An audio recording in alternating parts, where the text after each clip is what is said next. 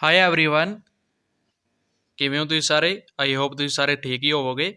ਤਾਂ ਅੱਜ ਆਪਾਂ ਗੱਲ ਕਰਨ ਜਾ ਰਹੇ ਹਾਂ ਆਪਣੇ ਪੀਐਸ ਟੈਟ 2021 ਦੀ ਮੈਥ ਸਬਜੈਕਟ ਬਾਰੇ। ਮੈਥ ਸਬਜੈਕਟ ਦੀ ਆਪਣੀ ਫਸਟ ਕਲਾਸ ਹੈ ਇਹ, ਅਤੇ ਇਸ ਤੋਂ ਬਾਅਦ ਕੰਟੀਨਿਊਸ ਦੀ ਕਲਾਸਿਸ ਚੱਲਣਗੀਆਂ। ਕਲਾਸਿਸ ਦੀ ਟਾਈਮਿੰਗ ਤੁਹਾਨੂੰ ਦੱਸ ਹੀ ਦਿੱਤੀ ਹੈ ਜੀ, Monday to Friday 8 PM। 8 PM Monday to Friday. Saturday Sunday ਆਪਣੀ ਛੁੱਟੀ ਰਹੇਗੀ ਕਲਾਸਿਸ ਸੰਬੰਧੀ। ਤਾਂ ਇਸ ਤੋਂ ਇਲਾਵਾ ਹੋਰ ਇੱਕ ਦੋ ਗੱਲਾਂ ਹਨ, ਉਹਨਾਂ ਬਾਰੇ ਆਪਾਂ ਅੱਗੇ ਗੱਲ ਕਰਦੇ ਹਾਂ, ਅਤੇ ਉਸ ਤੋਂ ਬਾਅਦ ਆਪਣੀ ਫਸਟ ਕਲਾਸ ਸ਼ੁਰੂ ਕਰਦੇ ਹਾਂ। ਇੱਕ ਤਾਂ ਸਭ ਤੋਂ ਪਹਿਲਾਂ ਜੀ ਫਸਟ ਕਲਾਸ 'ਚ ਆਪਾਂ ਡਿਸਕਸ ਕਰਦੇ ਹਾਂ ਸਿਲੇਬਸ ਦਾ, ਉਸ ਤੋਂ ਬਾਅਦ ਫਸਟ ਟੋਪਿਕ ਵੀ ਅੱਜ ਆਪਾਂ ਕਵਰ ਕਰ ਲਵਾਂਗੇ। ਤਾਂ ਅੱਗੇ ਪੂਰੀ ਫੁੱਲ ਵੀਡੀਓ ਦੇਖੋ ਜੀ। ਹਾਂਜੀ, ਤਾਂ ਇਹ ਪਹਿਲਾਂ ਆਪਾਂ ਪੀਐਸ ਟੈਟ ਸਿਲੇਬਸ ਗੱਲ ਕਰ ਲਈਏ। ਤਾਂ ਇਹ ਦੇਖੋਗੇ ਤੁਸੀਂ PS TET syllabus official website 'ਤੇ ਡਾਊਨਲੋਡ ਕੀਤਾ। Structure and content of PS TET 2018। 2018 ਵਾਲਾ ਲਾਸਟ ਹੋਇਆ ਸੀ, ਹੁਣ 2019 ਹੋਣਾ, ਤੈਨੂੰ ਪਤਾ ਹੈ। 2018 ਵਾਲਾ ਲਾਸਟ ਹੋਇਆ ਸੀ, 2019 ਹੈ, ਪਰ ਹੋਣਾ ਹੁਣ 2021 ਵਿੱਚ, ਇਹ ਤੁਹਾਨੂੰ ਪਤਾ ਹੀ ਹੈ ਇਸ ਗੱਲ ਬਾਰੇ। ਤਾਂ ਹੁਣ ਆਪਾਂ ਗੱਲ ਕਰਦੇ ਹਾਂ। ਤਾਂ ਆਪਾਂ ਇੱਕ ਵਾਰ ਪੇਪਰ 1 ਦੀ ਕੋਚਿੰਗ ਸਟਾਰਟ ਕਰ ਰਹੇ ਹਾਂ, ਇਸ ਲਈ ਆਪਾਂ ਪੇਪਰ 1 ਦੇ ਕਰਾਂਗੇ ਸਿਲੇਬਸ। ਤਾਂ 150 ਮਾਰਕਸ ਦਾ ਇਹ ਹੁੰਦਾ ਜੀ। ਤੁਹਾਨੂੰ ਇੰਨਾ ਨਹੀਂ ਪਤਾ ਤਾਂ ਵੀ ਦੱਸ ਦੇਵਾਂ, ਕਈਆਂ ਦੇ ਕਮੈਂਟ ਮਿਲੇ ਸਹੀ ਕਿ ਥੋੜ੍ਹਾ ਜਿਹਾ ਸਿਲੇਬਸ ਬਾਰੇ ਸਰ ਦੱਸ ਦਿਓ। ਤਾਂ 30 ਨੰਬਰ ਦੇ 30 ਕੁਐਸਚਨ ਹੁੰਦੇ ਹਨ ਜੀ, ਚਾਈਲਡ ਡਿਵੈਲਪਮੈਂਟ ਐਂਡ ਪੈਡਾਗੋਗੀ ਦੇ। ਲੈਂਗੁਏਜ 1 ਪੰਜਾਬੀ ਦੇ 30 ਕੁਐਸਚਨ ਹੁੰਦੇ ਹਨ। ਲੈਂਗੁਏਜ 2 ਇੰਗਲਿਸ਼ ਦੇ 30 ਕੁਐਸਚਨ ਹੁੰਦੇ ਹਨ। ਤਾਂ ਪੰਜਾਬ ਵਿੱਚ ਸਿਰਫ ਪੰਜਾਬੀ ਔਰ ਇੰਗਲਿਸ਼ ਆਉਂਦੀ, ਹਿੰਦੀ ਨਹੀਂ ਆਉਂਦੀ ਜੀ। ਤਾਂ ਇੱਕ ਅੱਧਾ ਕਮੈਂਟ ਸੀ ਜੀ, ਉਹ ਕਹਿੰਦੇ ਸੀ ਹਿੰਦੀ ਬਾਰੇ, ਹਿੰਦੀ ਆਉਂਦੀ ਕਿ ਨਹੀਂ ਪੀਐਸ ਟੈਟ 'ਚ, ਤਾਂ ਨਹੀਂ ਆਉਂਦੀ ਜੀ। ਤਾਂ ਉਸ ਤੋਂ ਬਾਅਦ ਦੇਖਾਂਗੇ ਮੈਥੇਮੈਟਿਕਸ ਦੇ 30 ਕੁਐਸਚਨ ਹਨ, 30 ਮਾਰਕਸ। ਇਹ ਹੀ ਆਪਣਾ ਟੋਪਿਕ ਹੈ ਮੈਥੇਮੈਟਿਕਸ ਆਪਾਂ ਸ਼ੁਰੂ ਕੀਤਾ ਸਭ ਤੋਂ ਪਹਿਲਾਂ, ਇਹਦੇ ਬਾਰੇ ਆਪਾਂ ਅੱਗੋਂ ਫੁੱਲ ਡਿਟੇਲ ਨਾਲ ਗੱਲ ਕਰਾਂਗੇ। ਇਨਵਾਇਰਮੈਂਟ ਸਟੱਡੀ ਦੀ ਗੱਲ ਕਰੀਏ ਤਾਂ 30 ਕੁਐਸਚਨ 30 ਮਾਰਕਸ, ਟੋਟਲ 150 ਮਾਰਕਸ ਹੁੰਦੀਆਂ ਨਹੀਂ। ਜਰਨਲ ਹੀ ਲੈਣੇ ਹੁੰਦੇ ਹਨ 90 ਮਾਰਕਸ, 90 ਵਾਲਾ ਪਾਸ ਹੋ ਜਾਂਦਾ। ਐਸਸੀ ਔਰ ਐਸਸੀ ਲਈ 82 ਵਾਲਾ ਹੋ ਜਾਂਦਾ, ਐਸਸੀ ਐਸਟੀ ਲਈ, ਔਰ ਸ਼ਾਇਦ ਓਬੀਸੀ ਲਈ 85 ਵਾਲਾ ਹੋ ਜਾਂਦਾ ਜੀ ਪਾਸ। ਤਾਂ ਇਹ ਪਾਸਿੰਗ ਮਾਰਕਸ ਹਨ। ਤਾਂ ਉਸ ਤੋਂ ਬਾਅਦ ਹੁਣ ਆਪਾਂ ਗੱਲ ਕਰਦੇ ਹਾਂ ਅੱਗੇ ਪੇਪਰ 2 ਦੇ ਸਿਲੇਬਸ ਬਾਰੇ। ਆਪਾਂ ਗੱਲ ਨਹੀਂ ਇੱਕ ਵਾਰ ਕਰ ਰਹੇ, ਪੇਪਰ 1 ਦੀ ਕੋਚਿੰਗ ਸਟਾਰਟ ਕਰ ਰਹੇ ਹਾਂ, ਇਸ ਵਾਰੀ ਆਪਾਂ ਪੇਪਰ 1 ਦੀ ਗੱਲ ਕਰਦੇ ਹਾਂ। ਤਾਂ ਇਹ ਪੰਜਾਬੀ ਦਾ ਸਿਲੇਬਸ, ਇੰਗਲਿਸ਼ ਦਾ, ਇੱਕ ਵਾਰ ਆਪਾਂ ਮੈਥ ਇਹ ਰਿਹਾ ਜੀ, ਮੈਥ ਦੀ ਗੱਲ ਕਰ ਰਹੇ ਹਾਂ। ਤਾਂ ਮੈਥ 'ਚ ਤੁਸੀਂ ਦੇਖੋਗੇ 30 ਕੁਐਸਚਨ ਹਨ। ਤਾਂ ਕੰਟੈਂਟ ਕੀ ਹੈ, ਕੰਟੈਂਟ ਜੋ ਹੈ ਇਹ ਵਾਲੇ ਹਨ ਜੀ, ਪੈਡਾਗੋਗੀ ਵਾਲੇ ਇਹ ਹਨ। ਤਾਂ ਮੈਂ ਤੁਹਾਨੂੰ ਦੱਸ ਦੇਵਾਂ ਕਿ ਜੋ ਇਹਦੇ ਵਿੱਚੋਂ ਲਗਭਗ ਵੈਸੇ ਤਾਂ 25 ਮਾਰਕਸ ਹੀ ਆਪਾਂ ਮੰਨ ਲਈਏ ਕੰਟੈਂਟ ਹੁੰਦਾ, ਪਰ ਇਸ ਨੂੰ ਤੁਸੀਂ 22 ਜਾਂ 23 ਵੀ ਕਹਿ ਸਕਦੇ ਹੋ, ਕਈ ਵਾਰ ਥੋੜ੍ਹਾ ਇੱਧਰੋਂ ਜ਼ਿਆਦਾ ਆ ਸਕਦਾ, ਪਰ 25 ਮਾਰਕਸ ਦਾ ਹੀ ਜ਼ਿਆਦਾ ਜੀ।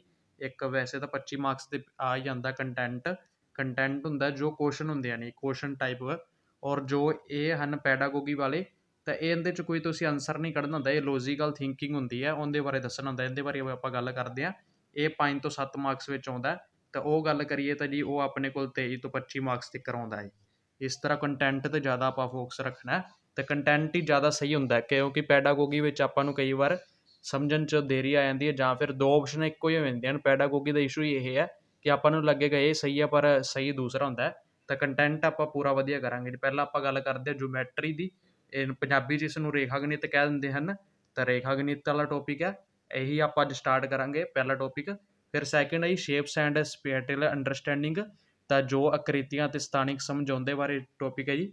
ਥਰਡ ਟੋਪਿਕ ਆਪਣਾ ਸੋਲਡ ਅਰਾਊਂਡ ਅਸ, ਜੋ ਆਪਣੇ ਜੀ ਅਰਾਊਂਡ ਜੋ ਵੀ ਆਪਣੇ ਕੋਲ ਠੋਸ ਹਨ, ਪਦਾਰਥ ਹਨ, ਉਹਨਾਂ ਬਾਰੇ ਗੱਲ ਕਰਾਂਗੇ। ਫਿਰ ਆਪਾਂ ਕਰਾਂਗੇ ਨੰਬਰਸ, ਸੰਖਿਆਵਾਂ ਬਾਰੇ ਗੱਲ। ਫਿਰ ਆਪਾਂ ਐਡੀਸ਼ਨ ਐਂਡ ਸਬਸਟ੍ਰਿਕਸ਼ਨ, ਜੋੜਨਾ ਘਟਾਉਣਾ ਬਾਰੇ ਗੱਲ ਕਰਾਂਗੇ। ਤਾਂ ਕੋਈ ਖਾਸ ਔਖਾ ਸਿਲੇਬਸ ਨਹੀਂ ਹੈ, ਠੀਕ ਹੈ ਜੀ। ਕਈ ਵਾਰ ਆਪਾਂ ਵੈਸੇ ਨਹੀਂ ਕੀਤਾ ਹੁੰਦਾ ਮੈਥ, ਕਾਫੀ ਸਮੇਂ ਲਈ ਉਹਨਾਂ ਲਈ ਔਖਾ ਹੋ ਸਕਦਾ। ਤਾਂ ਉਸ ਤੋਂ ਬਾਅਦ ਦੇਖਾਂਗੇ ਮਲਟੀਪਲੀਕੇਸ਼ਨ, ਗੁਣਾ ਵਾਲਾ। ਫਿਰ ਡਿਵੀਜ਼ਨ ਆਪਣੇ ਕੋਲ, ਭਾਗ। ਮੈਜ਼ਰਮੈਂਟ ਹੈ ਜੀ ਆਪਣੇ ਕੋਲ, ਮਾਪਨ ਸੰਬੰਧੀ ਕੁਐਸਚਨ ਇਹਦੇ 'ਚੋਂ ਬਣ ਜਾਂਦੇ ਹਨ। ਵੇਟ ਵਾਲਾ, ਭਾਰ ਵਾਲਾ। ਔਰ ਸਮਾਂ ਹੈ, ਟਾਈਮ ਸੰਬੰਧੀ ਕੁਐਸਚਨ ਆਉਂਦੇ ਹਨ ਜੀ। ਔਰ ਉਸ ਤੋਂ ਬਾਅਦ ਆਪਣੇ ਕੋਲ ਹੈ ਵੋਲੀਅਮ ਹੈ। ਵੋਲੀਅਮ ਵਿੱਚ ਹੀ ਆਪਣੇ ਕੋਲ ਏਰੀਆ ਹੈ, ਪੈਰਾਮੀਟਰ ਹੈ, ਉਹ ਆਪਾਂ ਗੱਲ ਕਰਾਂਗੇ ਖੇਤਰਫਲ ਦੀ। ਤਾਂ ਡਾਟਾ ਹੈਂਡਲਿੰਗ ਹੈ ਜੀ, ਡਾਟਾ ਦੀ ਹੈਂਡਲਿੰਗ ਕਿਵੇਂ ਕਰਨੀ ਹੈ ਉਹਦੇ ਬਾਰੇ ਹੈ। ਅਤੇ ਪੈਟਰਨਰਸ ਹਨ, ਪੈਟਰਨਰਸ ਵਿੱਚੋਂ ਕੁਐਸਚਨ ਕਿਸ ਤਰ੍ਹਾਂ ਦੇ ਹੁੰਦੇ ਹਨ। ਔਰ ਇੱਕ ਹੈ ਆਪਣੇ ਕੋਲ ਮਨੀ ਜੀ, ਮਨੀ ਦੀ ਗੱਲ ਕਰਾਂਗੇ ਤਾਂ ਇਹਦੇ ਵਿੱਚ ਤੁਹਾਡੇ ਕੋਲ ਪ੍ਰੋਫਿਟ ਲੋਸ ਵਾਲਾ ਟੋਪਿਕ ਵੀ ਹੈਗਾ ਜੀ, ਇੰਟਰਸਟ ਵਾਲਾ ਟੋਪਿਕ ਹੈ, ਡਿਸਕਾਊਂਟ ਵਾਲਾ ਟੋਪਿਕ ਹੈ। 3 ਤਰ੍ਹਾਂ ਦੇ ਟੋਪਿਕ ਬਣ ਜਾਂਦੇ ਹਨ ਮਨੀ 'ਚ। ਤਾਂ ਇੰਟਰਸਟ ਵਾਲਾ ਹੋ ਗਿਆ ਜੀ, ਪ੍ਰੋਫਿਟ ਲੋਸ ਹੋ ਗਿਆ, ਔਰ ਡਿਸਕਾਊਂਟ ਵਾਲਾ ਹੋ ਗਿਆ। ਤਾਂ ਇਸ ਤੋਂ ਇਲਾਵਾ ਇੱਕ ਐਲਸੀਐਮ ਐਚਸੀਐਫ ਇਹਨਾਂ ਨੇ ਸ਼ਾਇਦ ਦੱਸਿਆ ਨਹੀਂ, ਐਲਸੀਐਮ ਐਚਸੀਐਫ 'ਚ ਵੀ ਕੁਐਸਚਨ ਆ ਜਾਂਦੇ ਹਨ। ਤਾਂ ਇਹ ਸਿਲੇਬਸ ਹੈ ਜੀ ਇੱਕ, ਇਹ ਆਪਾਂ ਸਿਲੇਬਸ ਦੀ ਡਿਸਕਸ ਕਰ ਲਈ। ਔਰ ਇਸ ਤੋਂ ਬਾਅਦ ਆਪਾਂ ਪੈਡਾਗੋਗੀ ਵਾਲੇ ਸਿਲੇਬਸ ਦੀ ਗੱਲ ਕਰੀਏ ਤਾਂ ਨੇਚਰ ਆਫ ਮੈਥੇਮੈਟਿਕਸ, ਮੈਥ ਦਾ ਸੁਭਾਅ ਕਿਸ ਤਰ੍ਹਾਂ ਦਾ, logical thinking, understanding children's thinking and reasoning patterns, strategy of making meaning and learning. ਤਾਂ ਇਹਦੇ ਬਾਰੇ ਜੀ। ਉਸ ਤੋਂ ਬਾਅਦ place on mathematics in curriculum. ਉਸ ਤੋਂ ਬਾਅਦ ਲੈਂਗੁਏਜ ਆਫ ਮੈਥਮੈਟਿਕਸ, ਮੈਥ ਦੀ ਭਾਸ਼ਾ ਕਿਸ ਤਰ੍ਹਾਂ ਦੀ, ਕਮਿਊਨਿਟੀ ਮੈਥਮੈਟਿਕਸ, ਅਵੈਲਿਊਏਸ਼ਨ ਕਿਵੇਂ ਕਰਨਾ, ਮੁਲਾਂਕਣ ਸੰਬੰਧੀ ਇਸ ਸੰਬੰਧੀ ਇੱਕ ਦੋ ਕੁਐਸਚਨ ਆ ਜਾਂਦੇ ਨੇ। ਤਾਂ ਉਸ ਤੋਂ ਬਾਅਦ ਫਾਰਮਲ ਇਨਫੋਰਮਲ ਮੈਥਡ, ਇਹਦੇ ਬਾਰੇ ਆਪਾਂ ਕਰਾਂਗੇ। ਪ੍ਰੋਬਲਮਸ ਆਫ ਟੀਚਿੰਗ, ਟੀਚਿੰਗ ਵੇਲੇ ਕੀ, ਮੈਥ ਨੂੰ ਪੜ੍ਹਾਉਣ ਵੇਲੇ ਕੀ ਦਿੱਕਤਾਂ ਆਉਂਦੀਆਂ ਨੇ, ਇਸ ਸੰਬੰਧੀ ਕੁਐਸਚਨ ਕਰਾਂਗੇ ਜੀ। ਤਾਂ error analyse and related aspects of teaching and learning. ਤਾਂ ਲਰਨਿੰਗ ਜਾਂ ਟੀਚਿੰਗ ਵਿੱਚ ਕਿਸ ਤਰ੍ਹਾਂ ਦੇ ਜੋ ਐਰਰ ਹਨ ਉਹਨਾਂ ਬਾਰੇ ਐਨਾਲਾਈਜ਼ ਕਰਨਾ ਹੈ, ਕੀ ਗਲਤੀਆਂ ਹੁੰਦੀਆਂ ਹਨ ਲਰਨਿੰਗ ਕਰਾਉਣ ਵੇਲੇ ਔਰ ਟੀਚਿੰਗ ਕਰਨ ਸਮੇਂ। ਅਤੇ ਉਸ ਤੋਂ ਬਾਅਦ ਡਾਇਗਨੋਸਟਿਕ ਐਂਡ ਰੀਮੈਡੀਕਲ ਟੀਚਿੰਗ। ਤਾਂ ਇਸ ਸੰਬੰਧੀ ਆਪਾਂ ਗੱਲ ਕਰਾਂਗੇ। ਗਣਿਤ ਵਿੱਚ ਉਪਚਾਰਾਤਮਕ ਸ਼ਿਕਸ਼ਣ ਕਿਸ ਤਰ੍ਹਾਂ ਹੁੰਦਾ ਹੈ, ਇਸ ਸੰਬੰਧੀ ਗੱਲ ਕਰਾਂਗੇ ਜੀ। ਤਾਂ ਕੋਈ ਖਾਸ ਗੱਲ ਨਹੀਂ ਹੈ। ਉੱਪਰ ਵਾਲੇ 14 ਆਪਣੇ ਕੋਲ ਟੋਪਿਕ ਹਨ, 14-15 ਟੋਪਿਕ ਹਨ ਉੱਪਰ ਵਾਲੇ, ਔਰ ਨੀਚੇ ਵੀ ਕੋਈ 10 ਕੁ ਬਣਦੇ ਹਨ, ਤਾਂ 25। ਅਤੇ ਵੈਸੇ ਤਾਂ ਲੌਂਗ ਕਲਾਸਾਂ ਆਪਾਂ ਲਾਈਏ ਤਾਂ 1 ਮਹੀਨੇ ਵਿੱਚ ਹੀ ਕਵਰ ਕਰ ਦਾਂਗੇ, 1 ਮਹੀਨੇ ਤੋਂ ਵੀ ਜਲਦੀ। ਪਰ ਆਪਾਂ ਥੋੜ੍ਹਾ ਜਿਹਾ ਇਸ ਨੂੰ ਆਪਾਂ ਹਜੇ ਪੇਪਰ ਦਾ ਪਤਾ ਨਹੀਂ ਕਦੋਂ ਹੈ, ਅਤੇ ਇਸ ਲਈ ਆਪਾਂ ਕੀ ਕਰਦੇ ਹਾਂ, ਇਹ ਥੋੜ੍ਹੇ ਸ਼ੋਰਟ ਕਲਾਸਿਸ ਹੌਲੀ ਹੌਲੀ ਕਰਾਂਗੇ। ਇੱਕ ਚੈਪਟਰ 'ਤੇ ਆਪਾਂ 2-2 ਦਿਨ ਦੇਵਾਂਗੇ, ਤਾਂ ਕਿ ਜੋ ਕਮਜ਼ੋਰ ਬੱਚੇ ਹਨ ਉਹ ਵੀ ਚੰਗੀ ਤਰ੍ਹਾਂ ਕਰ ਲੈਣ। ਤਾਂ ਇਸ ਤੋਂ ਇਲਾਵਾ ਇੱਕ ਗੱਲ ਹੋਰ ਦੱਸਣੀ ਸੀ ਤੁਹਾਨੂੰ ਜੀ, ਉਹ ਅੱਗੇ ਕਰਦੇ ਹਾਂ ਆਪਾਂ ਡਿਸਕਸ। ਹਾਂਜੀ, ਸੈਕਿੰਡ ਆਪਾਂ ਗੱਲ ਕਰਦੇ ਹਾਂ। ਤਾਂ ਤੁਸੀਂ ਕੀ ਕਰਨਾ ਹੈ, YouTube 'ਤੇ ਜਾ ਕੇ ਆਪਣਾ ਚੈਨਲ ਸਰਚ ਕਰਨਾ ਜੀ। ਤੁਹਾਨੂੰ ਮੈਂ ਕੁਐਸਚਨ ਪ੍ਰੋਵਾਈਡ ਕਰਾਂਗਾ ਮੈਥ ਦੇ, ਉਸ ਸੰਬੰਧੀ ਗੱਲ ਕਰ ਰਹੇ ਹਾਂ। ਤਾਂ ਆਪਣੇ ਚੈਨਲ ਦਾ ਜੋ ਨਾਂ ਹੈ CAS ਸਟੱਡੀਜ਼। ਤਾਂ ਇਹ ਤੁਸੀਂ ਇਸ ਤਰ੍ਹਾਂ ਟਾਈਪ ਕਰ ਲੈਣਾ ਹੈ, ਔਰ ਟਾਈਪ ਕਰਕੇ ਸਰਚ ਕਰਨਾ ਜੀ। ਤਾਂ ਸਰਚ ਕਰਨ ਤੋਂ ਬਾਅਦ ਤੁਹਾਡੇ ਕੋਲ ਇਸ ਤਰ੍ਹਾਂ ਆਪਣਾ ਚੈਨਲ ਖੁੱਲ੍ਹ ਜਾਵੇਗਾ। ਤਾਂ ਇਹ ਜੋ ਫੋਟੋ ਲੌਗਇਨ ਹੈ, ਆਪਣਾ ਲੋਗੋ ਹੈ, ਤਾਂ ਇਸ 'ਤੇ ਤੁਸੀਂ ਕਲਿੱਕ ਕਰਨਾ ਜੀ। ਇਸ 'ਤੇ ਕਲਿੱਕ ਕਰੋਗੇ ਤਾਂ ਉਸ ਤੋਂ ਬਾਅਦ ਇਹ ਕਮਿਊਨਿਟੀ ਖੁੱਲ੍ਹ ਜਾਵੇਗੀ। ਕਮਿਊਨਿਟੀ 'ਤੇ ਜਾਣਾ ਤੁਸੀਂ, ਇਹ ਵਾਲੀ ਕਮਿਊਨਿਟੀ 'ਤੇ, ਇਸ 'ਤੇ ਕਲਿੱਕ ਕਰੋਗੇ ਤਾਂ ਇਸ ਤਰ੍ਹਾਂ ਤੁਹਾਡੇ ਕੋਲ ਕੁਐਸਚਨ ਆਉਣਗੇ। ਇਹ ਦੇਖੋ ਲਾਸਟ ਜੋ ਸੀ PS ਟੈਟ 2021 ਦੀ ਤਿਆਰੀ ਲਈ ਕੱਲ੍ਹ ਜੋ ਕਲਾਸਿਸ ਆ ਰਹੀਆਂ ਨੇ, ਇਸ ਤਰ੍ਹਾਂ ਜੋ ਆਪਾਂ ਡਿਸਕਸ ਕਰਦੇ ਹਾਂ, ਕਈਆਂ ਨੂੰ ਨਹੀਂ ਪਤਾ ਹੋਵੇਗਾ। ਤਾਂ ਇੱਥੇ ਹੁਣ ਮੈਥ ਦੇ ਕੁਐਸਚਨ ਆਉਣ ਕਰਨਗੇ, ਅਤੇ 4 ਆਪਸ਼ਨ ਹੋਣਗੇ, ਚਾਰਾਂ 'ਚੋਂ ਤੁਸੀਂ ਇੱਕ ਸਿਲੈਕਟ ਕਰਨਾ। ਰੋਜ਼ ਦਾ ਇੱਕ ਕੁਐਸਚਨ ਆਇਆ ਕਰੂਗਾ। ਕਮੈਂਟ ਤੁਹਾਨੂੰ ਇੱਥੇ ਸਹੀ ਆਨਸਰ ਵੀ ਮਿਲ ਜਾਏਗਾ, ਤੁਸੀਂ ਆਪਣਾ ਆਨਸਰ ਵੀ ਕਮੈਂਟ ਕਰਕੇ ਦੱਸ ਸਕਦੇ ਹੋ। ਇਹ ਕਮੈਂਟ ਵਿੱਚ ਕਮੈਂਟ ਖੋਲ੍ਹੋਗੇ ਤਾਂ ਤੁਹਾਨੂੰ ਪਤਾ ਲੱਗ ਜਾਵੇਗਾ ਇਸ ਤਰ੍ਹਾਂ ਦੇ ਜੋ ਕਮੈਂਟ। ਹਾਂਜੀ, ਪਹਿਲਾਂ ਆਪਾਂ ਕਰਾਂਗੇ ਬਿੰਦੂ, ਫਿਰ ਕਰਾਂਗੇ ਰੇਖਾਖੰਡ, ਫਿਰ ਕਰਾਂਗੇ ਰੇਖਾ ਔਰ ਕਿਰਨ। ਇਹਨਾਂ ਵਿੱਚੋਂ ਤੁਹਾਨੂੰ ਸਵਾਲ ਮਿਲ ਹੀ ਜਾਣਗੇ, 1-2 ਕੁਐਸਚਨ ਤੁਹਾਨੂੰ PS ਟੈਟ ਵਿੱਚ ਇਸ ਟੌਪਿਕ 'ਚੋਂ ਮਿਲ ਜਾਣਗੇ ਜੀ। PS ਟੈਟ ਦੀ ਗੱਲ ਕਰੀਏ ਤਾਂ ਇਸ ਵਿੱਚ ਕੁਐਸਚਨ ਜ਼ਰੂਰ ਆਉਂਦੇ ਹਨ। ਬਿੰਦੂ ਕੀ ਹੈ, ਰੇਖਾਖੰਡ ਕੀ ਹੈ, ਰੇਖਾ ਕੀ ਹੈ, ਕਿਰਨ ਕੀ ਹੈ। ਇਹਨਾਂ ਜਦੋਂ ਸਾਰਿਆਂ ਨੂੰ ਮਿਲਾਉਂਦੇ ਹਾਂ ਤਾਂ ਲਗਭਗ 15 ਕੁ ਕੁਐਸਚਨ ਬਣਦੇ ਹਨ ਜੀ। 15 ਕੁਐਸਚਨ ਹਨ ਜੋ ਮੇਨ, ਜਿਨ੍ਹਾਂ ਵਿੱਚੋਂ 1-2 ਕੁਐਸਚਨ ਹਰ ਸਾਲ ਪੇਪਰ ਵਿੱਚ ਆ ਹੀ ਜਾਂਦੇ ਹਨ। ਤਾਂ ਅੱਜ ਆਪਾਂ ਇਹਨਾਂ ਬਾਰੇ ਗੱਲ ਕਰਦੇ ਹਾਂ। ਪਹਿਲਾਂ ਹਾਂਜੀ, ਪਹਿਲਾਂ ਸਾਰਿਆਂ ਦੀ ਆਪਾਂ ਕਰਦੇ ਡੈਫੀਨੇਸ਼ਨ, ਫਿਰ ਆਪਾਂ ਕੁਐਸਚਨਾਂ ਦੇ ਬਾਰੇ ਗੱਲ ਕਰਾਂਗੇ, ਕਿਸ ਤਰ੍ਹਾਂ ਦੇ ਕੁਐਸਚਨ ਇਹਨਾਂ ਵਿੱਚੋਂ ਟਾਈਪ ਹੁੰਦੇ ਹਨ, ਕਿਸ ਤਰ੍ਹਾਂ ਦੇ ਕੁਐਸਚਨ ਪੁੱਛੇ ਜਾਂਦੇ ਹਨ, ਕੁਐਸਚਨ ਦਾ ਵੇ ਕੀ ਹੁੰਦਾ ਪੁੱਛਣ ਦਾ। ਤਾਂ ਪਹਿਲਾਂ ਇਹਨਾਂ ਬਾਰੇ ਆਪਾਂ ਨੂੰ ਸਿੰਪਲ ਜਿਹੀ ਜਾਣਕਾਰੀ ਪਤਾ ਹੋਣੀ ਚਾਹੀਦੀ ਕਿ ਕੀ ਚੀਜ਼ਾਂ ਹਨ ਇਹ। ਤਾਂ ਬਿੰਦੂ ਦੀ ਗੱਲ ਕਰੀਏ ਤਾਂ ਪੈਨ ਜਾਂ ਪੈਨਸਲ ਦੀ ਨੋਕ ਨਾਲ ਲਗਾਇਆ ਚਿੰਨ੍ਹ। ਪੈਨ ਜਾਂ ਪੈਨਸਲ ਦੀ ਨੋਕ ਨਾਲ ਜਦੋਂ ਆਪਾਂ ਕੋਈ ਚਿੰਨ੍ਹ ਲਗਾਉਂਦੇ ਹਾਂ, ਜਿਸ ਨੂੰ ਅਸੀਂ ਬਿੰਦੂ ਦਾ ਨਾਂ ਕਹਿੰਦੇ ਹਾਂ। ਜਿਸ ਤਰ੍ਹਾਂ ਇਹ ਤੁਸੀਂ ਦੇਖ ਸਕਦੇ ਹੋ, ਇਹ 2 ਕੋਈ ਵੀ ਤੁਸੀਂ ਆਪਾਂ ਐਂ ਕਰਕੇ ਲਗਾਉਣੇ ਆ, ਜਿਸ ਨੂੰ ਆਪਾਂ ਬਿੰਦੂ ਕਹਿੰਦੇ ਹਾਂ। ਬੇਸਿਕ ਦੀ ਗੱਲ ਹੈ, ਤੁਹਾਨੂੰ ਪਤਾ ਹੀ ਹੈ। ਅਤੇ ਇਸ ਤੋਂ ਬਾਅਦ ਆਪਾਂ ਇਹਨਾਂ ਦੀ ਗੱਲ ਕਰਦੇ ਹਾਂ ਕਿ ਇਹਨਾਂ ਦੀ ਵਿਸ਼ੇਸ਼ਤਾਵਾਂ ਕੀ ਹਨ। ਅਤੇ ਇੱਕ ਤਾਂ ਇਹਦੀ ਬਿੰਦੂ ਦੀ ਇੱਕ ਨਿਸ਼ਚਿਤ ਸਥਿਤੀ ਹੁੰਦੀ ਹੈ, ਇੱਕ ਸਥਿਤੀ ਹੁੰਦੀ ਹੈ। ਪਹਿਲੀ ਗੱਲ ਇਹ ਹੈ ਕਿ ਬਿੰਦੂ ਦੀ ਇੱਕ ਨਿਸ਼ਚਿਤ ਸਥਿਤੀ ਹੁੰਦੀ ਹੈ। ਬਿੰਦੂ ਦੀ ਇੱਕ ਨਿਸ਼ਚਿਤ ਸਥਿਤੀ ਹੁੰਦੀ ਹੈ।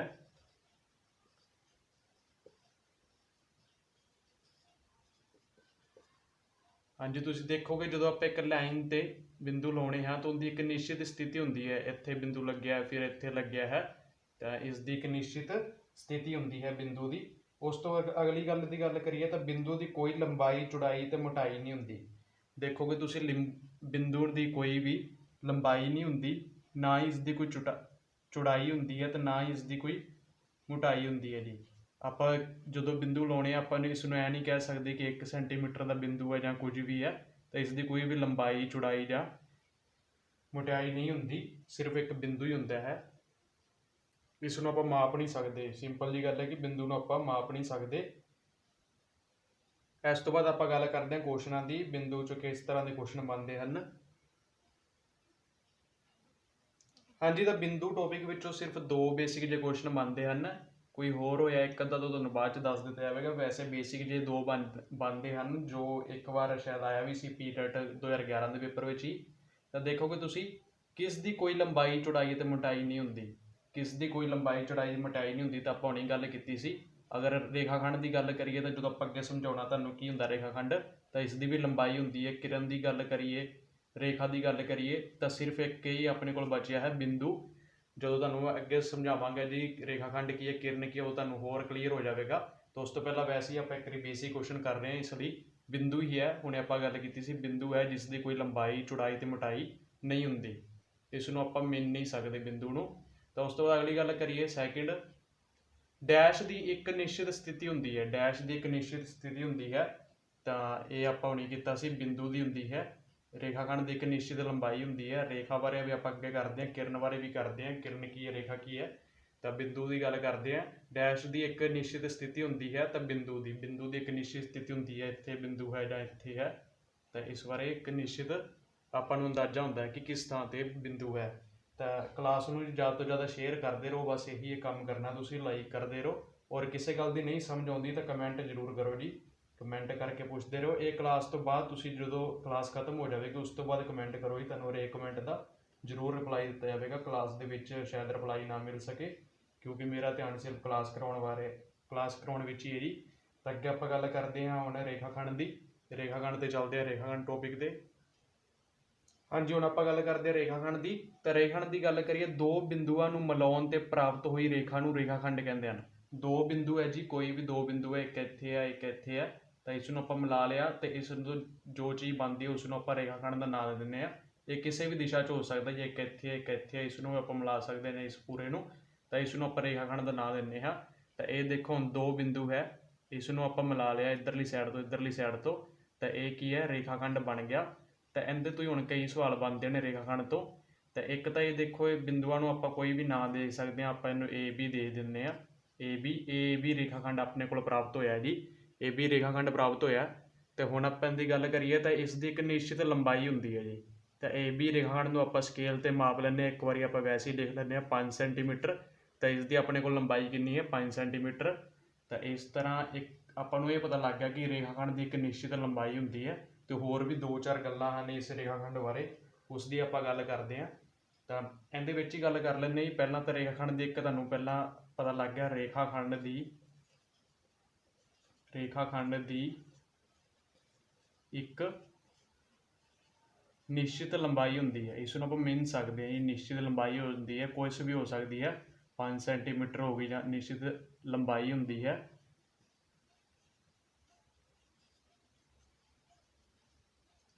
ਹਾਂਜੀ, ਇਹ ਕੁਛ ਵੀ ਹੋ ਸਕਦੀ ਹੈ। ਤੁਸੀਂ 5 ਸੈਂਟੀਮੀਟਰ, 10 ਸੈਂਟੀਮੀਟਰ, ਫੁੱਟਾਂ 'ਚ ਹੋ ਸਕਦੀ ਹੈ, ਕਿਲੋਮੀਟਰ ਵਿੱਚ ਹੋ ਸਕਦੀ ਹੈ। ਜਿਵੇਂ ਆਪਾਂ 50 ਕਿਲੋਮੀਟਰ ਦੀ ਸੜਕ ਲਾ ਲੈਂਦੇ ਹਾਂ, ਕੁਛ ਵੀ ਹੋ ਸਕਦੀ ਹੈ। ਤਾਂ 50 ਕਿਲੋਮੀਟਰ ਦੀ ਸੜਕ ਦੀ ਗੱਲ ਕਰੀਏ ਤਾਂ ਉਹ ਵੀ ਆਪਣੇ ਕੋਲ ਇੱਕ ਰੇਖਾਖੰਡ ਹੀ ਹੈ। ਤਾਂ ਉਸ ਤੋਂ ਬਾਅਦ ਇਹਦੀ ਸੈਕਿੰਡ ਗੱਲ ਕਰੀਏ ਤਾਂ ਇਹ ਇੱਕ ਗੱਲ ਦਾ ਤੁਸੀਂ ਧਿਆਨ ਰੱਖੋ। ਸੈਕਿੰਡ, ਰੇਖਾਖੰਡ ਦੇ 2 ਅੰਤ ਬਿੰਦੂ ਹੁੰਦੇ ਹਨ। ਇੱਕ ਆਰੰਭ ਬਿੰਦੂ ਹੁੰਦਾ ਇੱਧਰੋਂ ਤੇ ਇੱਕ ਅੰਤ ਬਿੰਦੂ। ਤੇ ਆਪਾਂ ਇਸ ਨੂੰ ਦੋਵਾਂ ਪਾਸੋਂ ਵੀ ਅੰਤ ਕਹਿ ਸਕਦੇ ਹਾਂ। ਆਪਾਂ ਨੂੰ ਕੋਈ ਪਤਾ ਨਹੀਂ ਰੇਖਾ ਇੱਧਰੋਂ ਸ਼ੁਰੂ ਹੋ ਰਹੀ ਹੈ ਜਾਂ ਫਿਰ ਇੱਧਰਲੇ ਪਾਸੋਂ ਸ਼ੁਰੂ ਹੋ ਰਹੀ ਹੈ, ਤਾਂ ਆਪਾਂ ਇਸ ਦਾ ਸੈਕਿੰਡ ਪੁਆਇੰਟ ਲਿਖਦੇ ਹਾਂ ਕਿ ਰੇਖਾਖੰਡ ਦੇ, ਹਾਂਜੀ ਨੋਟ ਕਰੀ ਜਾਓ। ਅਗਰ ਤੁਸੀਂ ਨੋਟਸ ਬਣਾਉਣੇ ਹਨ ਤਾਂ ਨੋਟ ਕਰੀ ਜਾਓ, ਅਗਰ ਨਹੀਂ ਬਣਾਉਣੇ ਤਾਂ ਤੁਹਾਡੀ ਮਰਜ਼ੀ ਹੈ। ਤਾਂ ਧਿਆਨ ਨਾਲ ਕਲਾਸ ਨੂੰ ਦੇਖਦੇ ਨੋਟ ਕਰੀ ਜਾਓ, ਸ਼ੇਅਰ ਕਰ ਦਿਓ। ਔਰ ਲਾਸਟ 'ਤੇ ਜਦੋਂ ਕਲਾਸ ਖਤਮ ਹੋ ਜਾਂਦੀ ਹੈ ਤਾਂ ਥੈਂਕਸ ਦਾ ਕਮੈਂਟ ਜ਼ਰੂਰ ਕਰ ਦਿਓ ਜੀ। ਇਸ ਨਾਲ ਕੀ ਹੁੰਦਾ ਜੀ, ਵਧੀਆ ਖੁਸ਼ੀ ਮਹਿਸੂਸ ਹੁੰਦੀ ਹੈ ਕਿ ਵਧੀਆ ਕਰਾਇਆ ਹੈ, ਤਾਂ ਉਸ ਦਾ ਤੁਸੀਂ ਥੈਂਕਸ ਦੇ ਰੂਪ ਵਿੱਚ ਰਿਪਲਾਈ ਦਿੱਤਾ। ਤਾਂ ਆਪਾਂ ਅੱਗੇ ਗੱਲ ਕਰਦੇ ਹਾਂ ਰੇਖਾਖੰਡ ਬਾਰੇ। ਤਾਂ ਰੇਖਾਖੰਡ ਦੀ ਗੱਲ ਕਰਦੇ ਪਏ ਸੀ। ਰੇਖਾਖੰਡ ਦੇ 2 ਅੰਤ ਬਿੰਦੂ ਹੁੰਦੇ ਹਨ। ਇੱਕ ਇਹ ਵਾਲਾ ਹੋ ਗਿਆ ਜੀ, ਇੱਕ ਇਹ ਵਾਲਾ। ਰੇਖਾਖੰਡ ਦੇ 2 ਅੰਤ ਬਿੰਦੂ ਹੁੰਦੇ ਹਨ, ਜਾਂ ਇਹਨਾਂ ਨੂੰ ਆਪਾਂ ਆਰੰਭਿਕ ਬਿੰਦੂ ਵੀ ਕਹਿ ਸਕਦੇ ਹਾਂ। 2 ਬਿੰਦੂ ਹੁੰਦੇ ਨੇ। ਮੇਨ ਗੱਲ ਕੀ ਜੀ, ਰੇਖਾਖੰਡ ਦੇ 2 ਬਿੰਦੂ ਹੁੰਦੇ ਹਨ। ਤਾਂ ਰੇਖਾਖੰਡ ਦੀ ਇੱਕ ਨਿਸ਼ਚਿਤ ਲੰਬਾਈ ਹੁੰਦੀ ਹੈ, ਇਹ ਹੋ ਗਿਆ। ਔਰ ਇੱਕ ਇਸ ਦਾ ਥਰਡ ਪੁਆਇੰਟ ਬਣਦਾ ਜੀ, ਜੋ ਰੇਖਾਖੰਡ ਹੈ ਉਹ ਰੇਖਾ ਦਾ ਹੀ ਹਿੱਸਾ ਹੈ। ਉਹ ਅੱਗੇ ਆਪਾਂ ਜਦੋਂ ਰੇਖਾ ਕਰਾਂਗੇ ਉਹ ਤੁਹਾਨੂੰ ਦੱਸਦਾ ਮੈਂ ਕਿਸ ਤਰ੍ਹਾਂ। ਰੇਖਾਖੰਡ ਰੇਖਾ ਦਾ ਹੀ ਇੱਕ ਹਿੱਸਾ ਹੈ। ਰੇਖਾਖੰਡ ਰੇਖਾ ਦਾ ਹੀ ਇੱਕ ਹਿੱਸਾ ਹੈ।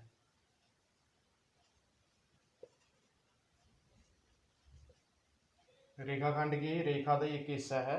ਤਾਂ ਹੁਣ ਅੱਗੇ ਇਸ ਤੋਂ ਆਪਾਂ ਕੁਐਸਚਨ ਕਰਦੇ ਹਾਂ ਕਿ ਇਸ ਦੇ 2-3 ਕੁਐਸਚਨ ਜੋ ਰੇਖਾਖੰਡ ਦੇ ਬਣਦੇ ਹਨ ਕਿਸ ਤਰ੍ਹਾਂ ਦੇ ਬਣਦੇ ਹਨ, ਕਿਸ ਟਾਈਪ ਦੇ ਕੁਐਸਚਨ ਪੁੱਟ ਹੋ ਸਕਦੇ ਹਨ ਤੇ ਕਿਸ ਟਾਈਪ ਦੇ ਕੁਐਸਚਨ ਆਉਂਦੇ ਹਨ।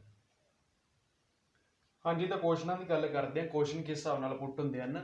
ਤਾਂ ਥਰਡ ਕੁਐਸਚਨ ਤੁਸੀਂ ਦੇਖੋਗੇ, ਦੋ ਬਿੰਦੂਆਂ ਨੂੰ ਮਿਲਾਉਣ ਨਾਲ ਕੀ ਮਿਲਦਾ ਹੈ। ਤਾਂ ਫਸਟ ਦੋ ਜੋ ਆਪਾਂ ਕੁਐਸਚਨ ਕੀਤੇ ਸਨ ਜੀ ਉਹ ਆਪਾਂ ਕਰ ਲਏ ਸਨ ਬਿੰਦੂ ਵਾਲੇ। ਹੁਣ ਰੇਖਾਖੰਡ ਦੇ ਅਗਲੇ 3 ਕੁਐਸਚਨ ਕਰ ਰਹੇ ਹਾਂ। ਇਸ ਲਈ ਮੈਂ ਕੁਐਸਚਨਾਂ ਦੀ ਟਾਈਪ ਹੈ ਜੀ ਉਹ ਮੈਂ ਸਿੱਧਾ ਐਵੇਂ ਲਿਖ ਰਿਹਾ ਕਿਉਂਕਿ ਆਪਣੇ 2 ਕੁਐਸਚਨ ਪਹਿਲਾਂ ਕਵਰ ਸੀ, ਹੁਣ ਤੀਜਾ ਚੌਥਾ ਪੰਜਵਾਂ ਤੇ ਜਿੰਨੇ ਇਸ ਟੌਪਿਕ 'ਚ ਕੁਐਸਚਨ ਬਣਨਗੇ ਇਸ ਨਾਲ ਤੁਹਾਨੂੰ ਜੀ ਪਤਾ ਲੱਗ ਜਾਵੇਗਾ, ਇਸ ਕਰਕੇ ਮੈਂ ਇਸ ਤਰ੍ਹਾਂ ਕੁਐਸਚਨ ਲਿਖ ਰਿਹਾ।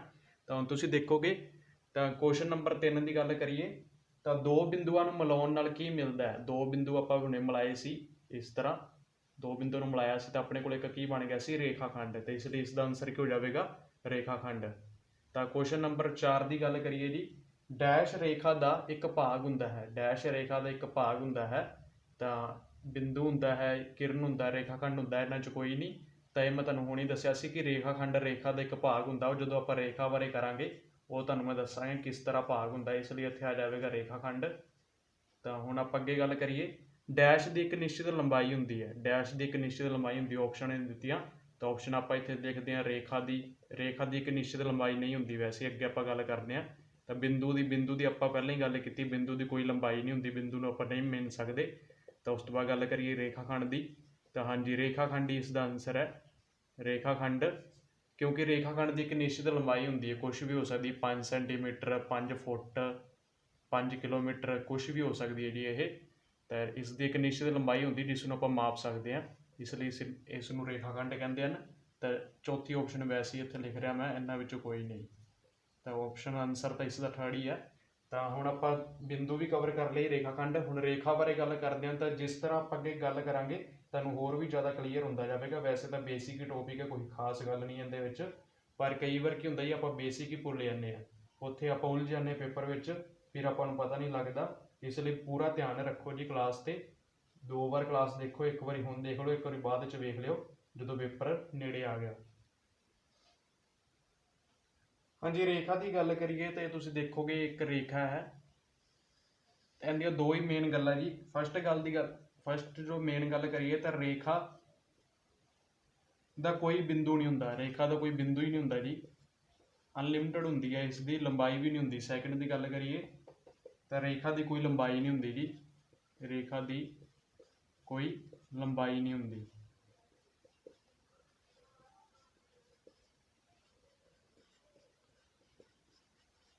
ਤਾਂ ਰੇਖਾ ਵਿੱਚ 2 ਹੀ ਗੱਲਾਂ ਦਾ ਧਿਆਨ ਰੱਖਣਾ, ਇੱਕ ਤਾਂ ਇਸ ਦਾ ਕੋਈ ਬਿੰਦੂ ਨਹੀਂ ਹੁੰਦਾ ਤੇ ਇਸ ਦੀ ਕੋਈ ਲੰਬਾਈ ਨਹੀਂ ਹੁੰਦੀ। ਤੇ ਰੇਖਾਖੰਡ ਵਿੱਚ ਰੇਖਾਖੰਡ ਕਿਵੇਂ ਹੁੰਦਾ ਉਸ ਬੰਦੇ ਆਪਾਂ ਗੱਲ ਕਰਦੇ ਹਾਂ। ਤਾਂ ਇੱਕ ਰੇਖਾ ਹੈ ਤਾਂ ਇਸ ਵਿੱਚ ਕਿੰਨੇ ਹੀ ਰੇਖਾਖੰਡ ਹੋ ਸਕਦੇ ਹਨ। ਜਿਵੇਂ ਆਪਾਂ ਇਹਦੇ ਤੋਂ A ਪੁਆਇੰਟ ਦੇ ਕੇ ਔਰ B ਦੇ ਕੇ ਇੱਥੋਂ ਆਪਾਂ 5 ਸੈਂਟੀਮੀਟਰ ਦਾ ਮੰਨ ਲੈਂਦੇ ਹਾਂ ਰੇਖਾਖੰਡ ਇੱਕ ਕੱਢ ਲਿਆ। ਇਸ ਤੋਂ ਬਾਅਦ ਹੁਣ ਇੱਥੇ C ਪੁਆਇੰਟ ਦੇ ਕੇ ਇਸ ਨੂੰ ਆਪਾਂ 7 ਸੈਂਟੀਮੀਟਰ ਮਿਣ ਕੇ ਵੀ ਦੇਖ ਸਕਦੇ ਹਾਂ ਵੈਸੇ। ਤਾਂ ਇਹ ਇੱਕ ਤੁਹਾਨੂੰ ਮੈਂ ਵੇ ਸਮਝਾ ਰਿਹਾ ਕਿ ਰੇਖਾ ਵਿੱਚ ਕਿੰਨੀਆਂ ਹੀ ਰੇਖਾਖੰਡ ਸ਼ਾਮਲ ਹੁੰਦੀਆਂ ਹਨ। ਰੇਖਾ ਵਿੱਚ ਰੇਖਾਖੰਡ ਸ਼ਾਮਲ ਹੋ ਸਕਦੀ ਹੈ ਕਿਉਂਕਿ ਇਹਦੀ ਕੋਈ ਲੰਬਾਈ ਨਹੀਂ ਹੁੰਦੀ, ਇਹ ਅਨਲਿਮਿਟਡ ਹੁੰਦੀ ਹੈ, ਜਿੰਨੀ ਮਰਜ਼ੀ ਇਸ ਨੂੰ ਵਧਾ ਸਕਦੇ, ਦੋਵਾਂ ਸਿਰਿਆਂ ਤੋਂ ਵਧਾ ਸਕਦੇ ਹਾਂ। ਇਹ ਵੀ ਗੱਲ ਦਾ ਧਿਆਨ ਰੱਖਣਾ ਜੀ, ਰੇਖਾ ਨੂੰ ਆਪਾਂ ਦੋਵਾਂ ਸਿਰਿਆਂ ਤੋਂ ਵਧਾ ਸਕਦੇ ਹਾਂ, ਜਿੱਧਰੋਂ ਮਰਜ਼ੀ ਰੇਖਾ ਨੂੰ 2 ਸਿਰਿਆਂ ਤੋਂ ਵਧਾ ਸਕਦੇ ਹਾਂ ਜੀ।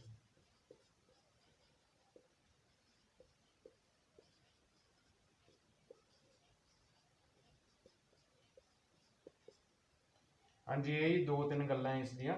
ਤਾਂ ਇਸ ਵਿੱਚ ਜੋ ਕੁਐਸਚਨ ਬਣਦੇ ਆ ਉਹਨਾਂ ਬਾਰੇ ਗੱਲ ਕਰਦੇ ਹਾਂ। ਤਾਂ ਇਹਦੇ ਵਿੱਚੋਂ ਵੈਸੇ ਹੀ ਬੇਸਿਕ ਜਿਹਾ ਕੁਐਸਚਨ ਹੈ, ਕੋਈ ਖਾਸ ਗੱਲ ਨਹੀਂ ਹੈ। ਜਿਸ ਦਾ ਕੋਈ ਵੀ ਬਿੰਦੂ ਨਹੀਂ ਹੁੰਦਾ ਉਸ ਨੂੰ ਕੀ ਕਹਿੰਦੇ ਹਾਂ, ਰੇਖਾ। ਜਾਂ ਜਿਸ ਦੀ ਕੋਈ ਵੀ ਲੰਬਾਈ ਨਹੀਂ ਹੁੰਦੀ ਉਸ ਨੂੰ ਕੀ ਕਹਿੰਦੇ ਹਾਂ, ਰੇਖਾ। ਇੱਥੇ ਆਪਾਂ ਕੁਐਸਚਨ ਤੁਹਾਨੂੰ ਬਣਾ ਕੇ ਦਿਖਾ ਦਿੰਦਾ ਇੱਕ ਮੈਂ। ਤਾਂ ਇਸ ਨੂੰ ਤੁਸੀਂ 6 ਕੁਐਸਚਨ ਦੇ ਨਾਂ 'ਤੇ ਨੋਟ ਕਰ ਲਓ। ਡੈਸ਼ ਦੀ ਕੋਈ ਲੰਬਾਈ ਨਹੀਂ ਹੁੰਦੀ, ਕੋਈ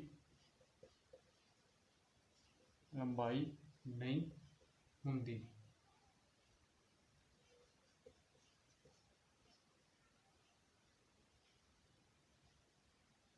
ਤਾਂ ਇਸ ਦਾ ਆਨਸਰ ਆ ਜਾਵੇਗਾ ਇੱਥੇ ਰੇਖਾ। ਨੀਚੇ ਕੋਈ ਵੀ ਤੁਹਾਡੇ ਕੋਲ ਆਪਸ਼ਨ ਦਿੱਤੀਆਂ ਹੋਣਗੀਆਂ, ਜਿਵੇਂ ਕਿਰਨ ਦਿੱਤਾ ਹੈ, ਰੇਖਾਖੰਡ ਦਿੱਤਾ ਹੈ ਔਰ ਤੁਹਾਡੇ ਕੋਲ ਰੇਖਾ ਦਿੱਤਾ ਹੈ। ਤਾਂ ਇਸ ਵਿੱਚੋਂ ਆਪਾਂ ਰੇਖਾ ਨੂੰ ਸਿਲੈਕਟ ਕਰ ਲਵਾਂਗੇ। ਤਾਂ ਇਹ ਰੇਖਾ ਤੋਂ ਬਾਅਦ ਆਪਾਂ ਲਾਸਟ ਅੱਜ ਕਰਦੇ ਹਾਂ ਜੀ ਕਿਰਨ ਬਾਰੇ। हाँ जी, किरण की गल करिए तो किरण का एक शुरुआत बिंदु होंदा, शुरुआती बिंदु होंदा है, ਜਾਂ फिर इसनों आपां अंत बिंदु भी कह सकते हैं। इसके एग्जाम्पल है जी सूरज दी किरणां दा तुसीं इसकी एग्जाम्पल लै सकते हो। तो ये सूरज दी किरणां अपने इत्थों शुरुआत होंदियां ने सूरज तो ये जिथे भी जाके डिगदियां ने उत्थे इसका अंत हो जाता जी। वैसे तो देखोगे इंसान ते पैंदियां तो एक बंदे ते पै रही तो इत्थे आपां ला सकते हैं। तो ये दोवें पासों तुसीं देख सकते हो, इधरों ही शुरू हो रही हैं तो इत्थे खत्म हो रही हैं। खत्म नहीं वैसे हो रही है, रुकावट आ रही है क्योंकि ये इत्थे इंसान ना होवे तो इस तो अगे जाणगियां, उस तो अगे जाणगियां, उस तो अगे जाणगियां। तो इस तरह तुसीं इसका एक शुरुआती बिंदु मान सकते हो, ਜਾਂ इसनों इधरली साइड तो देखोगे तो अंत बिंदु भी कह सकते हो, दोवें ही कह सकते हैं इसनों। क्योंकि किरण ਜਾਂ रेखाखंड ਨੂੰ ਆਪਾਂ कोई भी सिरा शुरुआती ਜਾਂ अंत मान सकते हैं जी। तो रेखा तो वैसे ਹੁੰਦਾ ही नहीं, सॉरी जी, रेखा तो ਹੁੰਦਾ ही नहीं, रेखाखंड ਤੇ किरण की गल करते हैं। तो किरण की गल करिए तो ये तुसीं देखो इत्थे शुरुआत तो इसनों शुरुआती ਜਾਂ अंत भी कह सकते हैं। तो उस तो बाद अगे की गल करिए इस विच क्वेश्चन किस तरह के बनते हैं। क्वेश्चन जो बनते हैं 6 तो बाद आप 7th क्वेश्चन की गल करते हैं जी। जिस बिंदु तो किरण शुरू होंदी है उसनूं की कहते हैं? जिस बिंदु तो किरण शुरू होंदी है उस बिंदु नूं की कहते हैं? उस बिंदु नूं की कहते हैं? तो हाँ जी, इहदे तुसीं ऑप्शनां की गल करिए तो तुसीं इहदे च थोड़ा उलझ भी सकते हो। तो वैसे तो आप इत्थे ऑप्शनल लिख देना मैं तुहानूं, आरंभक, अंत, इन्हां विचों कोई भी नहीं,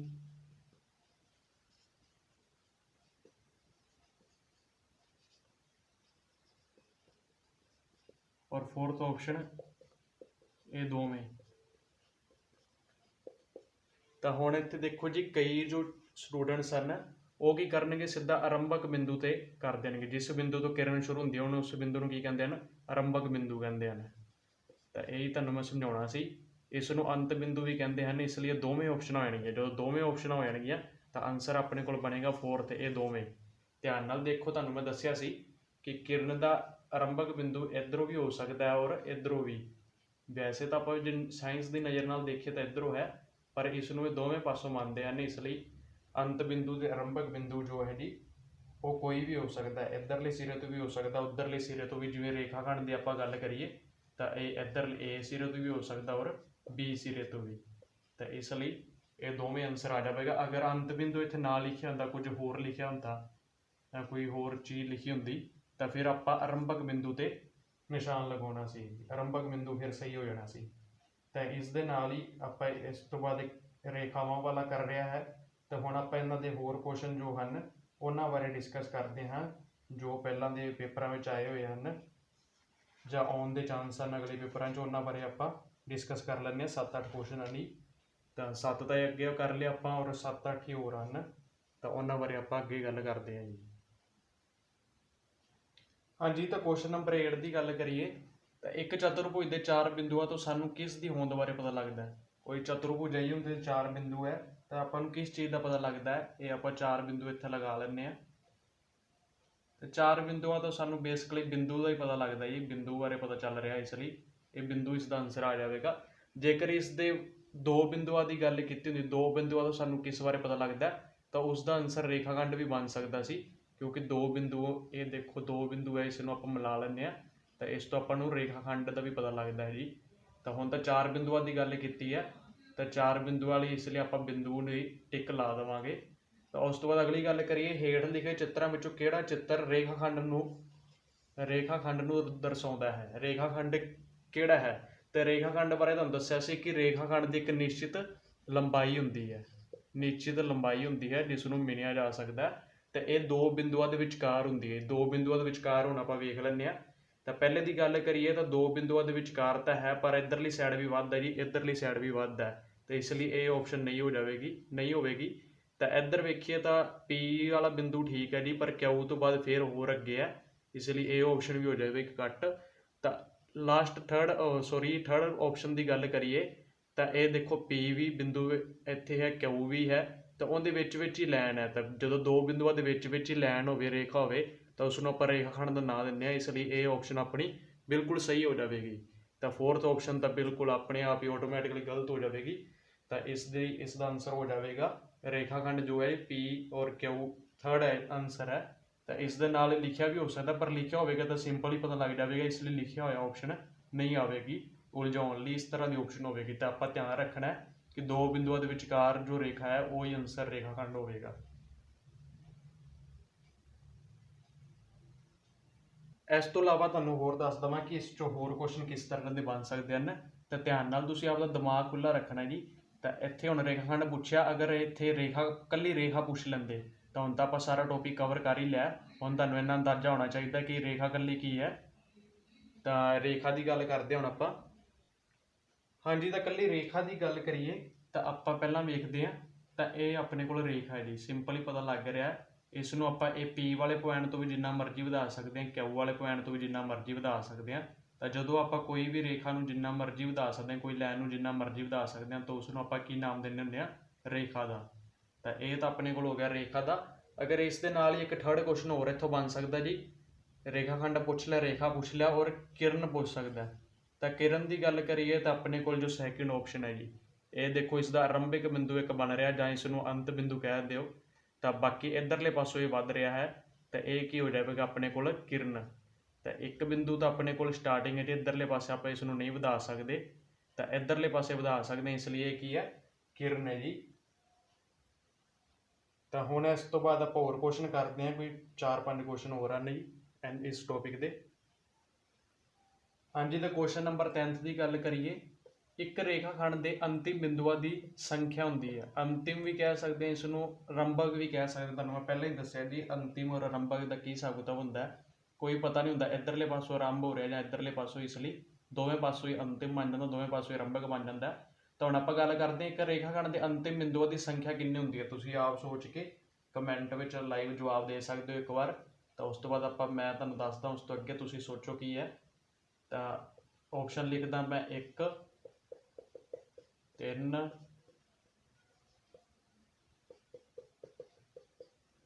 2 ਔਰ 4।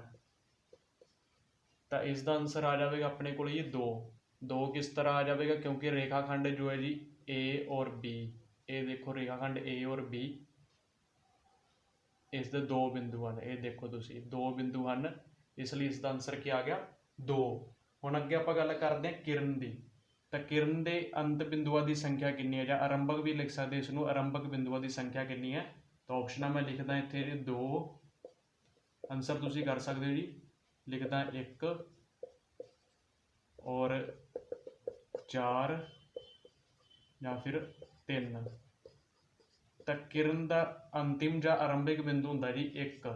ਇਸ ਦਾ ਆਨਸਰ ਬਣ ਜਾਵੇਗਾ 1, ਕਿਉਂਕਿ ਤੁਹਾਨੂੰ ਮੈਂ ਪਹਿਲਾਂ ਹੀ ਦੱਸਿਆ ਸੀ ਕਿਰਨ ਦਾ ਇੱਕ ਸ਼ੁਰੂਆਤੀ ਹੁੰਦਾ ਜਾਂ ਅੰਤਿਮ ਵੀ ਉਸ ਨੂੰ ਕਹਿ ਸਕਦੇ, ਜਿਵੇਂ ਸੂਰਜ ਤੋਂ ਕਿਰਨ ਆ ਰਹੀ ਹੈ ਔਰ ਉਸ ਦਾ ਅੰਤ ਪਤਾ ਨਹੀਂ ਕਿੱਥੇ ਹੋਵੇਗਾ। ਅਗਰ ਉਹ ਇੱਕ ਮਨੁੱਖ ਦੇ ਪਹਿਲਾਂ ਪੈ ਜਾਂਦੀ ਤਾਂ ਉੱਥੇ ਅੰਤ ਹੋ ਜਾਵੇਗਾ, ਕਿਉਂਕਿ ਉਸ ਤੋਂ ਅੱਗੇ ਨਹੀਂ ਜਾਵੇਗੀ, ਆਰ ਪਾਰ ਨਹੀਂ ਹੋਵੇਗੀ। ਤਾਂ ਇਸ ਲਈ ਇਸ ਦਾ ਇੱਕ ਅੰਤਿਮ ਇਸ ਨੂੰ ਕਹਿ ਸਕਦੇ ਜਾਂ ਆਰੰਭਕ ਬਿੰਦੂ ਹੁੰਦਾ, ਇੱਕ ਹੁੰਦਾ ਜੋ ਵੀ ਹੁੰਦਾ। ਤਾਂ ਉਸ ਤੋਂ ਬਾਅਦ ਅੱਗੇ ਕੁਐਸਚਨ ਕਰਦੇ ਹਾਂ 12ਵੇਂ ਨੰਬਰ ਦੀ। ਹਰੇਕ ਡੈਸ਼ ਦਾ ਕੋਈ ਅੰਤਿਮ ਬਿੰਦੂ ਨਹੀਂ ਹੁੰਦਾ, ਹਰੇਕ ਡੈਸ਼ ਦਾ। ਤਾਂ ਆਪਸ਼ਨ ਇੱਥੇ ਹੈਗੀ ਹੈ ਜੀ ਰੇਖਾਖੰਡ, ਤੁਸੀਂ ਆਨਸਰ ਕਰ ਸਕਦੇ ਹੋ। ਦੂਸਰਾ ਹੈ ਰੇਖਾ। ਥਰਡ ਹੈ ਜੀ ਆਪਣੇ ਕੋਲ, ਤੁਸੀਂ ਸੋਚ ਸਕਦੇ ਹੋ ਆਨਸਰ, ਕਿਰਨ। ਔਰ ਫੋਰਥ ਹੈ ਆਪਣੇ ਕੋਲ ਕੋਈ ਵੀ ਨਹੀਂ, ਕੋਈ ਨਹੀਂ ਲਿਖ ਦਿੰਦੇ ਜੀ। ਤਾਂ ਆਪਾਂ ਇੱਥੇ ਦੇਖੋ ਹਰੇਕ ਡੈਸ਼ ਦਾ ਕੋਈ ਅੰਤਿਮ ਬਿੰਦੂ ਨਹੀਂ ਹੁੰਦਾ, ਹਰੇਕ ਡੈਸ਼ ਦਾ। ਤਾਂ ਰੇਖਾ ਦਾ, ਰੇਖਾਖੰਡ ਦਾ ਤਾਂ ਤੁਹਾਨੂੰ ਪਤਾ 2 ਬਿੰਦੂ ਹੁੰਦੇ ਆ, ਨਹੀਂ ਇੱਕ ਸਟਾਰਟਿੰਗ ਇੱਕ ਐਂਡ। ਕਿਰਨ ਦਾ ਇੱਕ ਹੁੰਦਾ ਸਟਾਰਟਿੰਗ ਵੀ ਕਹਿ ਸਕਦੇ ਜਾਂ ਇਸ ਨੂੰ ਅੰਤ ਕਹਿ ਸਕਦੇ ਹਾਂ।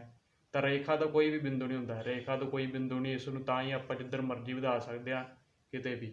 ਤਾਂ ਕੋਈ ਨਹੀਂ ਤਾਂ ਆਨਸਰ ਹੋ ਹੀ ਨਹੀਂ ਸਕਦਾ, ਤੁਹਾਨੂੰ ਪਤਾ ਹੀ ਹੈ। ਤਾਂ ਹੁਣ ਅੱਗੇ ਆਪਾਂ ਗੱਲ ਕਰਦੇ ਹਾਂ 2 ਕੁਐਸਚਨ ਹੋਰ ਹਨ ਜੀ ਇਸ ਦੇ। ਹਾਂਜੀ, ਤਾਂ ਕੁਐਸਚਨ ਨੰਬਰ 13 ਦੀ ਗੱਲ ਕਰਦੇ ਹਾਂ। ਇੱਕ ਸਰਲ ਰੇਖਾ ਤੇ ਸਥਿਤ ਬਿੰਦੂਆਂ ਦੀ ਸੰਖਿਆ ਹੁੰਦੀ ਹੈ। ਇੱਕ ਸਰਲ ਰੇਖਾ ਤੇ ਸਥਿਤ ਬਿੰਦੂਆਂ ਦੀ ਸੰਖਿਆ ਕਿੰਨੀ ਹੁੰਦੀ ਹੈ ਜਾਂ ਹੁੰਦੀ ਹੈ? ਤਾਂ ਇੱਥੇ ਆਪਾਂ ਆਨਸਰ ਪਹਿਲਾਂ ਇਹਨਾਂ ਦੇ ਆਪਸ਼ਨ ਲਿਖ ਲੈਂਦੇ ਹਾਂ, ਤੁਸੀਂ ਸੋਚੋ ਕੋਈ ਤੁਹਾਨੂੰ ਲੱਗ ਰਿਹਾ ਤਾਂ ਮੈਂ ਇੱਥੇ ਲਿਖਦਾ ਜੀ 2 4 5 ਅਸੀਮਿਤ, ਜਾਂ ਫਿਰ ਇੱਕ ਲਿਖ ਸਕਦਾ ਇਸ ਨੂੰ ਮੈਂ ਅਪਰਿਮਿਤ। ਤਾਂ ਇਸ ਦਾ ਆਨਸਰ ਕੀ ਆ ਜਾਵੇਗਾ? ਇੱਕ ਸਰਲ ਰੇਖਾ, ਇਹ ਸਰਲ ਰੇਖਾ ਜੀ, ਇਸ ਤੇ ਕਿੰਨੇ ਵੀ ਬਿੰਦੂ ਹੋ ਸਕਦੇ ਹਨ, ਕੋਈ ਆਪਾਂ ਗਿਣਤੀ ਨਹੀਂ ਕਰ ਸਕਦੇ। ਤੁਹਾਨੂੰ ਪਤਾ ਰੇਖਾ ਨੂੰ ਆਪਾਂ ਜਿੰਨਾ ਮਰਜ਼ੀ ਵਧਾ ਸਕਦੇ ਹਾਂ, ਉਸ ਤੇ ਕਿੰਨੇ ਵੀ ਬਿੰਦੂ ਆਪਾਂ ਲਾ ਸਕਦੇ। ਜਿੰਨੇ ਵੀ ਬਿੰਦੂ ਬਣ ਰਹੇ ਹਨ, 2 ਬਿੰਦੂਆਂ ਵਿਚਕਾਰ ਇੱਕ ਰੇਖਾ ਖੰਡ ਬਣ ਰਿਹਾ, ਤਾਂ ਇਹ ਵੀ ਤੁਸੀਂ ਧਿਆਨ ਰੱਖ ਸਕਦੇ ਹੋ। ਵੈਸੇ ਇਸ ਦਾ ਆਨਸਰ ਸਿੱਧਾ ਆ ਜਾਵੇਗਾ ਅਸੀਮਿਤ, ਕਿਉਂਕਿ ਆਪਾਂ 5 ਵੀ ਨਹੀਂ ਲਿਖ ਸਕਦੇ, 4 ਵੀ ਨਹੀਂ, 2 ਵੀ ਨਹੀਂ, ਕਿਉਂਕਿ ਰੇਖਾ ਦਾ ਕੋਈ ਅੰਤ ਨਹੀਂ ਹੈ। ਤਾਂ ਰੇਖਾ ਦੇ ਵਿੱਚ ਜੋ ਬਿੰਦੂ ਆਪਾਂ ਲਾ ਸਕਦੇ ਹਾਂ ਉਹਨਾਂ ਦਾ ਵੀ ਕੋਈ ਅੰਤ ਨਹੀਂ ਹੁੰਦਾ। ਅਸੀਮਿਤ ਜਾਂ ਫਿਰ ਇਸ ਨੂੰ ਅਪਰਿਮਿਤ ਵੀ ਕਹਿ ਸਕਦੇ ਹਾਂ। ਜੇਕਰ ਉੱਥੇ ਅਸੀਮਿਤ ਨਹੀਂ ਲਿਖਿਆ ਤਾਂ ਅਪਰਿਮਿਤ ਲਿਖਿਆ ਤਾਂ ਅਪਰਿਮਿਤ 'ਤੇ ਟਿਕ ਕਰਨਾ। ਅਗਰ ਅਪਰਿਮਿਤ ਨਹੀਂ ਲਿਖਿਆ, ਅਸੀਮਿਤ ਲਿਖਿਆ, ਤਾਂ ਅਸੀਮਿਤ 'ਤੇ ਕਲਿੱਕ ਕਰਨਾ ਜੀ, ਟਿਕ ਕਰਨਾ। ਤਾਂ ਉਸ ਤੋਂ ਬਾਅਦ ਅੱਗੇ ਆਪਾਂ ਗੱਲ ਕਰਦੇ ਹਾਂ, ਇੱਕ ਸਮਤਲ ਵਿੱਚ ਸਥਿਤ ਬਿੰਦੂਆਂ ਦੀ ਸੰਖਿਆ ਹੁੰਦੀ ਹੈ। ਇੱਕ ਸਮਤਲ ਹੈ, ਕੋਈ ਵੀ ਸਮਤਲ ਹੋ ਸਕਦਾ, ਉਹ ਇਸ ਤਰ੍ਹਾਂ ਦਾ ਜਾਂ ਇਸ ਤਰ੍ਹਾਂ ਦਾ। ਤਾਂ ਇਹਦੇ ਵਿੱਚ ਵੀ ਆਪਾਂ ਕੋਈ ਜਿੰਨੇ ਮਰਜ਼ੀ ਬਿੰਦੂ ਲਗਾ ਸਕਦੇ ਹਾਂ, ਇੱਥੇ ਇੱਥੇ ਇੱਥੇ, ਕੋਈ ਵੀ ਕਿਤੇ ਵੀ ਬਿੰਦੂ ਲਾ ਸਕਦੇ ਹਾਂ। ਇਸ ਲਈ ਇਸ ਦਾ ਆਨਸਰ ਵੀ ਇਸ ਤਰ੍ਹਾਂ ਦਾ ਹੀ ਬਣ ਜਾਵੇਗਾ ਜੀ। ਇਸ ਦਾ ਆਨਸਰ ਵੀ ਬਣ ਜਾਵੇਗਾ ਅਸੀਮਿਤ ਜਾਂ ਫਿਰ ਅਪਰਿਮਿਤ।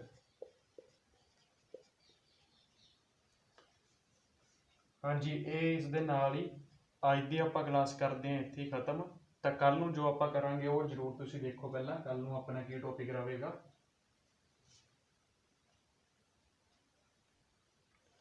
ਹਾਂਜੀ, ਅਗਲੀ ਕਲਾਸ ਵਿੱਚ ਆਪਾਂ ਕਰਨਾ ਕੋਣ ਵਾਲਾ, ਐਂਗਲ ਵਾਲਾ ਟੌਪਿਕ। ਐਂਗਲਸ ਬਾਰੇ ਕਰਨਾ ਜੀ। ਐਂਗਲਸ ਕਿੰਨੇ ਤਰ੍ਹਾਂ ਦੇ ਹੁੰਦੇ ਹਨ, ਕੋਣ ਕਿਹੜੇ ਹੁੰਦੇ ਹਨ, ਪੂਰਨ ਕੋਣ ਕੋਣ ਕਿਹੜੇ ਹਨ, ਸੰਪੂਰਨ ਕਿਹੜੇ ਹਨ, ਇਸ ਤਰ੍ਹਾਂ ਦੇ ਆਪਾਂ ਕੁਐਸਚਨ ਕਰਨੇ ਹਨ ਅਗਲੀ ਕਲਾਸ ਵਿੱਚ।